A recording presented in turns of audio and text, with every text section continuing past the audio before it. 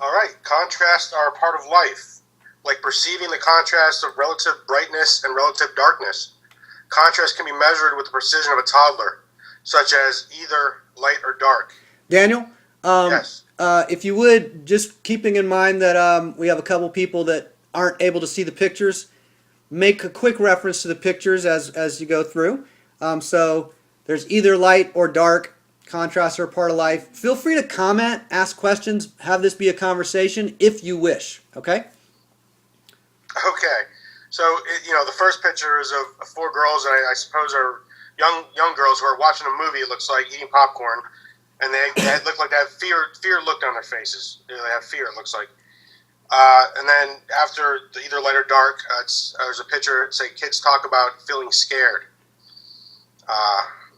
There are only two labels available to someone with a vocabulary limited to only these two words, either light or dark. At that very early level of linguistic development and neurological advancement, there may be no intermediary labels or distinctions, nothing in between. If I'm learning a foreign language, one that is new to me, then the very minimal precision of such either or baby talk may be as much as I know. So, Okay. right, Go ahead. it is more black and white when you're. Is that what you're trying to say? That when we first start to perceive, it is more black and white. We look at all the extremes. We identified the extremes. That's the easiest stuff to identify, the easiest stuff to label. Right.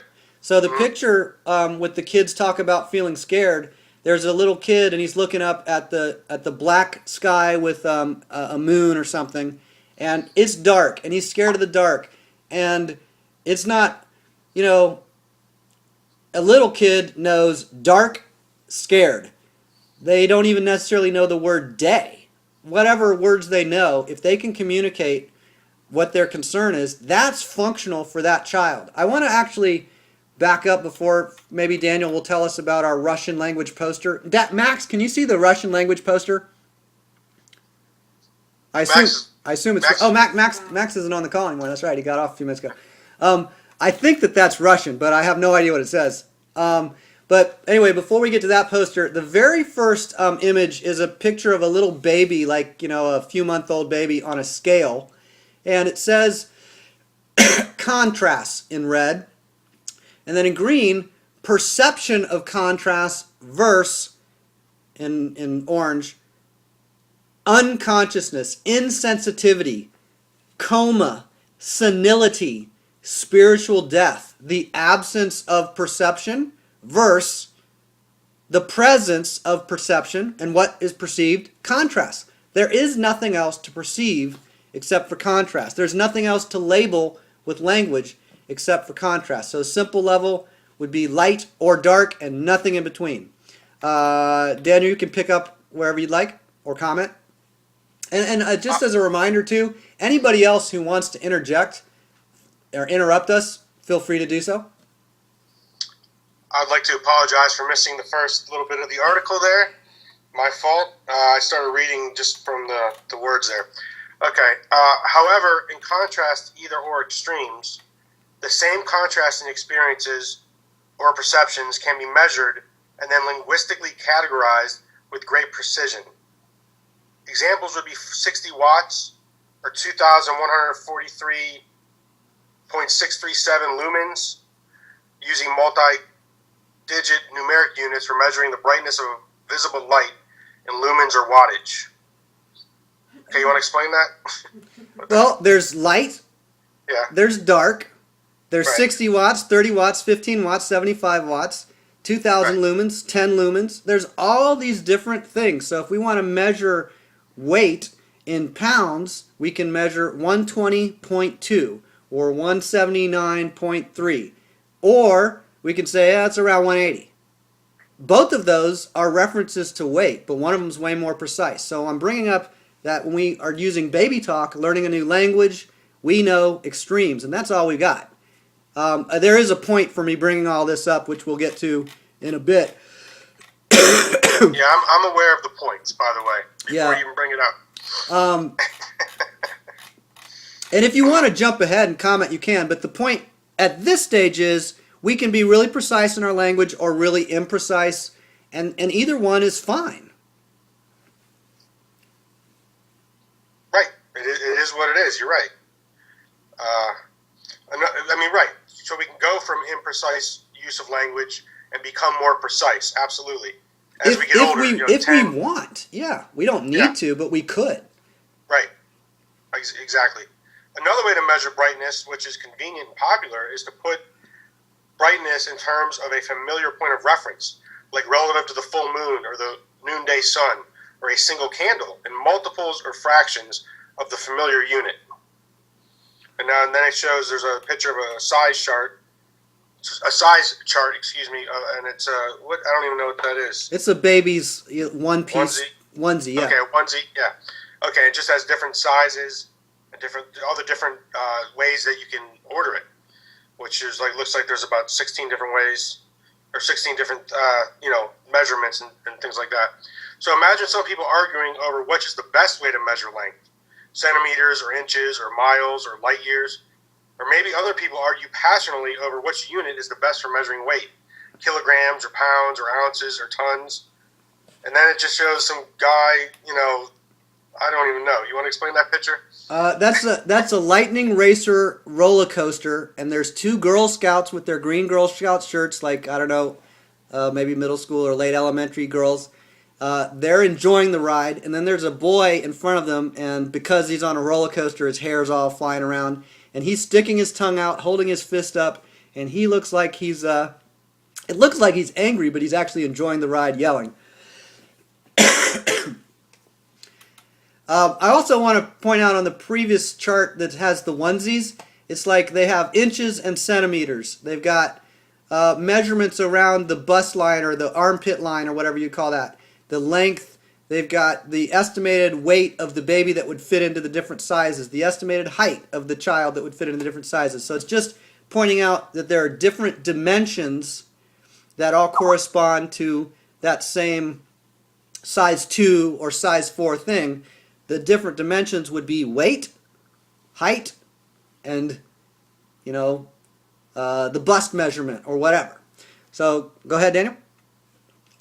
Yeah, well, I messed that picture up too. Oh well, let's no, move it's on. fine. You just. I mean, I was very. Look how you were just demonstrating less precision. See, that was perfect. Great. Yeah, I was just going to say that. Yes. to review, the basic two types of contracts are duality, two isolated extremes of an either or pair, and non-duality, any form of categorization more precise than the most simple distinctions of dualism. In regard to certain subjects, the minimal precision of duality fits. Doctor, am I pregnant or aren't I? In regard to other subjects... Stop there. So, can you be 3/4 pregnant? You're either pregnant or you're not. That'd be tough. Yeah, right. That'd be tough, yeah. So, in some cases, the language of yes or no, either or, is the only thing that's relevant. Am I pregnant or not? And if the doctor says, well, based on this report, I think you're 90% pregnant, okay, fine. Their estimate is 90% probability. But the point is, somebody's either pregnant or not. That's it. Right. In regard to other subjects, go ahead. Varying degrees of precision may be relevant. Look, I do not know your height in millimeters. I do not. You missed the word. I do not need to know your height in millimeters, so just round it up to the nearest centimeter and feel free to give me a rough estimate. So, right, less precision, or at least varying degrees of precision, like you said. And then it shows another ride. I don't know what that is either. What is that called?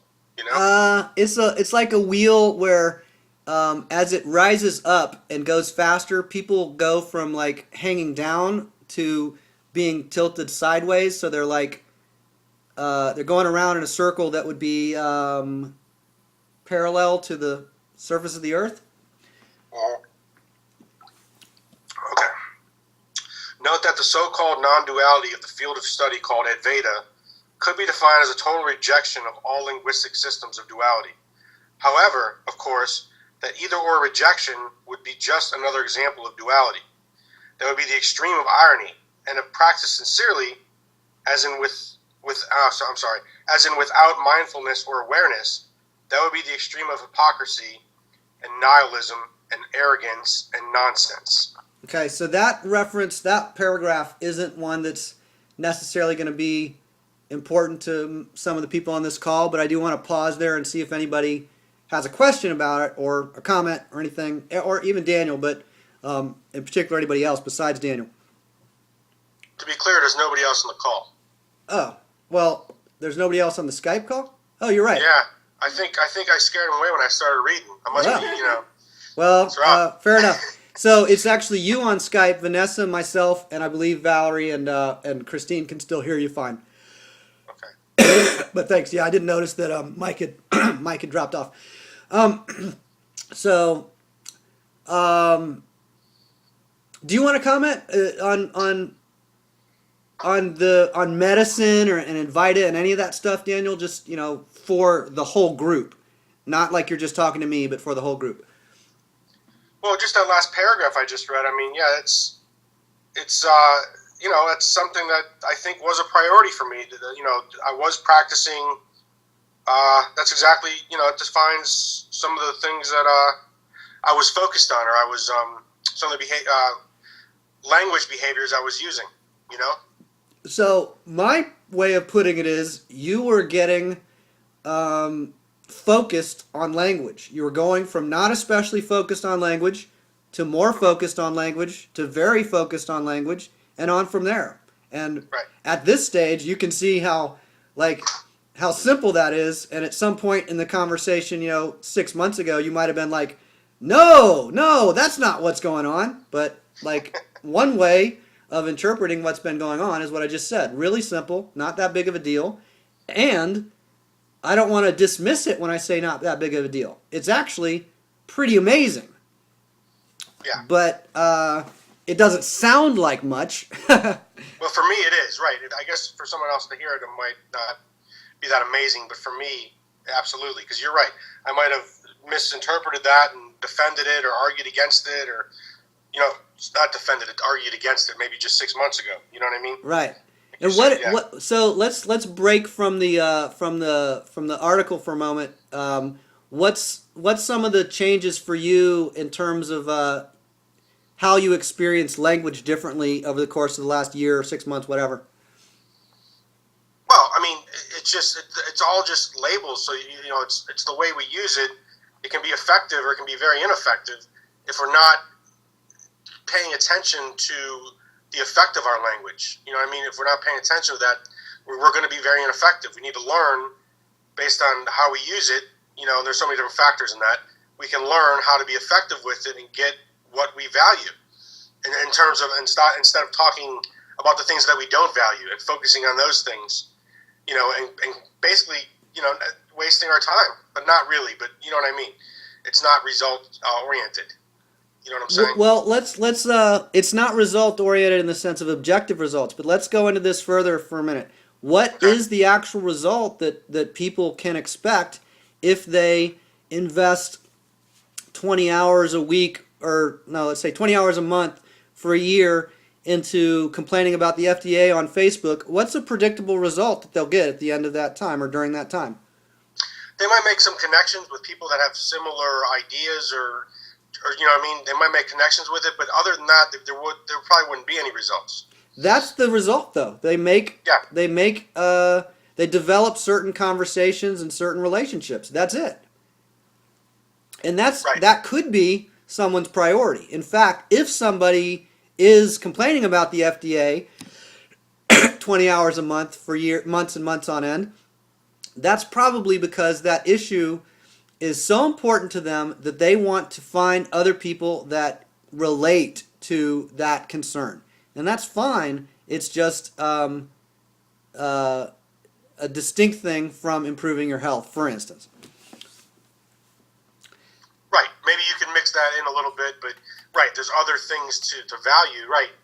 There's other things to prioritize. So, but I mean, it's not that it's a bad thing, like you said, and you certainly can mix it into your routine or whatever you want to say. But right, to make that the number one focus, might not be the most valuable. Right. If you want to get results and for happiness, whatever you called it, if we're going to set up ourselves being miserable, by using language, we're never going to establish happiness, right? We're distracted. You follow me? I do, and we are trained to focus on certain issues, whether it's by the TV news or school systems, etc. We're focused to train on certain issues. We're trained to focus on certain issues, and weight is one of the issues that people may focus on a lot, and they're not necessarily focusing on health so much as weight, and that is one possible focus, and it could be a very valuable exploration. But if I say something like health, people say, well, how do you mean? Healthy in regard to what? It's obviously a very broad category. So the next chart that's like red and blue and everything, the next image, it's showing the typical growth rates of weight and length, meaning height, of a baby after their first year, after months of their second year or their third year, and it's just showing what's normal. And what is normal in regard to language is that most people get trained to focus on what they don't want, and they focus on what they don't want a lot, and they get a lot more. If I post comments on 10 conversations on Facebook that are all about how the FDA sucks, then all the notifications I'm going to get are replies to those conversations. I'm not going to get any notifications about how awesome the Frolov breathing device is to cure asthma in 1,000 cases in the last 30 years. I'm going to get why the FDA sucks. And so what conversation I invest in creates future momentum, or can create future momentum. So below the chart, Daniel, if you don't have anything else to comment on, continue reading if you would.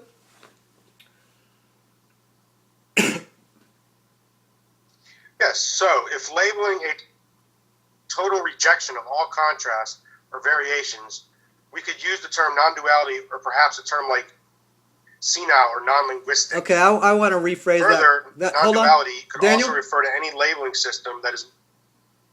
Yeah, just a second. I want to rephrase that first thing because as I heard you say it, I thought editorially I don't like how I phrased it. So if we want to label this practice of completely rejecting all contrasts, all variations, all labels, we could use the term non-duality and say, yeah, that's non-duality. I'm studying non-duality. I reject all language. Or we could use a term like senile or idiotic or asshole, to use French, or whatever, right? So that was the idea. So just for continuity, I'll complete the next sentence here. Further, non-duality could refer to any labeling system. So the word non-duality could refer to a rejection of all language of contrast. But the term non-duality could also refer to any labeling system that's more precise than a simple either-or mutually exclusive contrast category system. So that was the point of that paragraph, and I don't think I wrote it very well, so I apologize. But hopefully you got that this time. And again, if anybody has a comment or question, interject. Otherwise, the next is a picture of a woman's feet on some scales. I know they're women's feet because they have like whatever purple or pink colored toenail polish, and it says, where it should say the weight of the person, it says H-E-L-P. Help. Daniel, do you want to continue?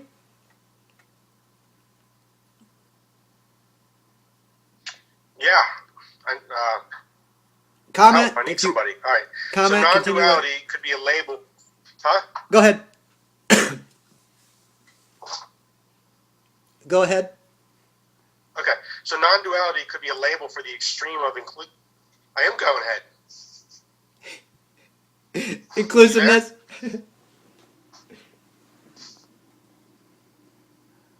Are you messing with me now? The extreme of inclusiveness, such as including all. No, I think we're like our connection's messed up. Oh, we got like a delay in the Skype? You there?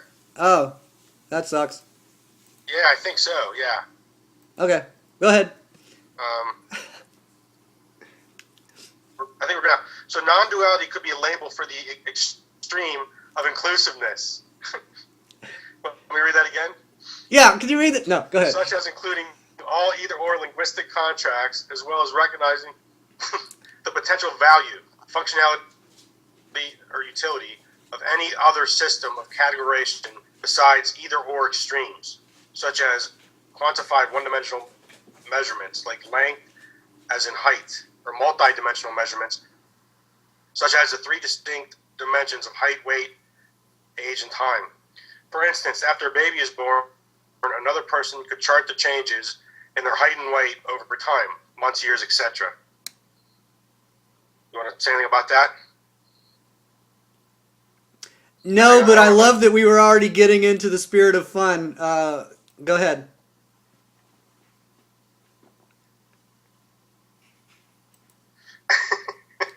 All right, so then you have a little kid who looks to be, I guess, screaming or just yawning maybe. I don't know. What is he doing? I don't know. He's got his mouth open wide and his eyebrows raised. What would you say? He's got his mouth open wide and his eyebrows raised. That's what we know for sure.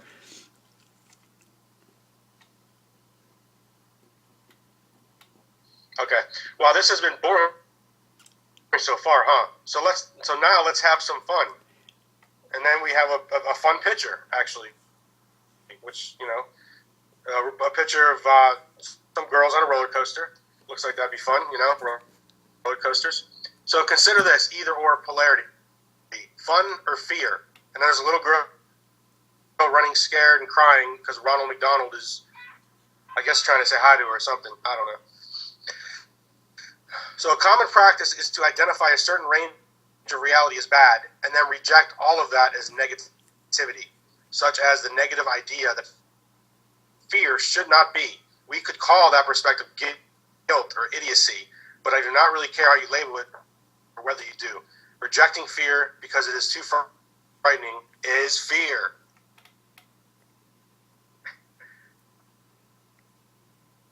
And then we have a picture of two other people on a roller coaster. It looks like there's a young child who looks pretty scared, holding on tight with the death grip, and the father, is trying to, I guess, comfort him by holding his hand, but I don't know how well it's working.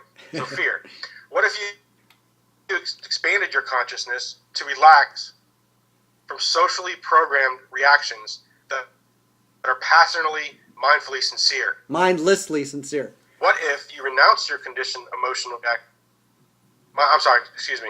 What if you renounce your conditioned emotional reactions for or against certain phenomenon in a blind religion of either or exclusion? In other words, what if you stopped being an arrogant hypocrite?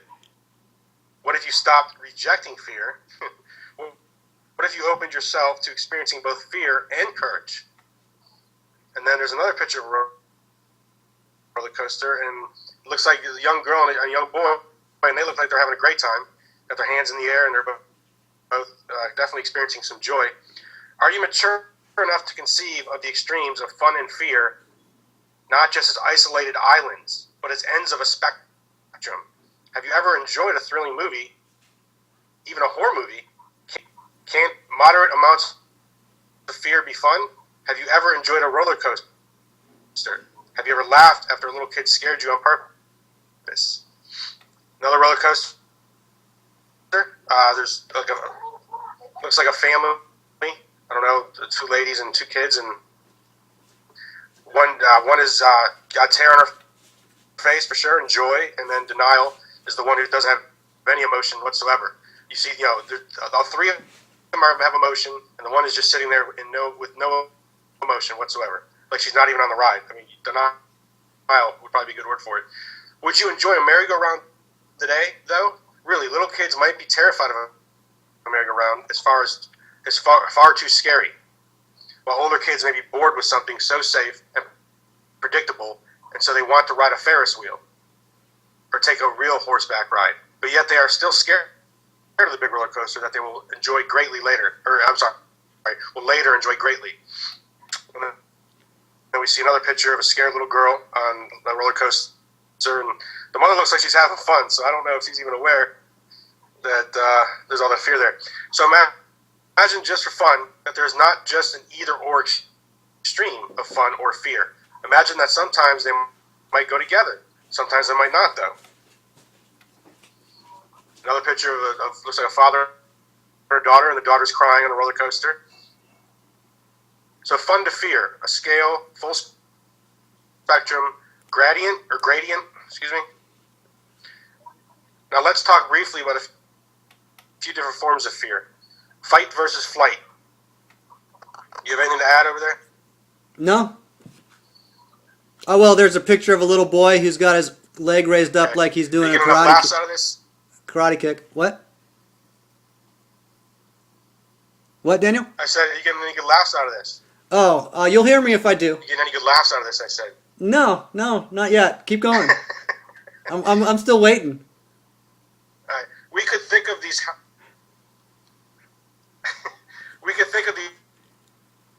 healthy stress responses as two isolated extremes. That is very imprecise, though. First, there are lots of subcategories of fleeing. Second, a few behaviors involve elements of both withdrawal and aggression, such as passive aggression.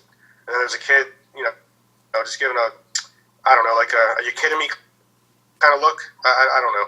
Here are some subcategories relating to fleeing.